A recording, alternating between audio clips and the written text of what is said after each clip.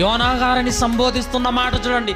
ఓ ఈ నిద్రపోతా అంటున్నారంటే, ఈరోజు నీ జీవితాన్ని బట్టి, నా జీవితాన్ని బట్టి మన చుట్టుపక్కల ఉన్న వాళ్ళు మనకు పేరు పెట్టొద్దండి, పేరు పెట్టొద్దు.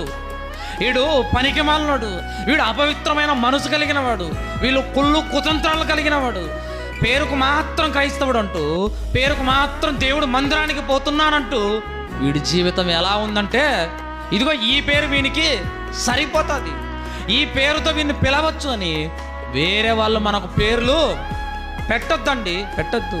దేవుడికి సంబంధించిన పేర్లు మాత్రమే పెట్టాలా.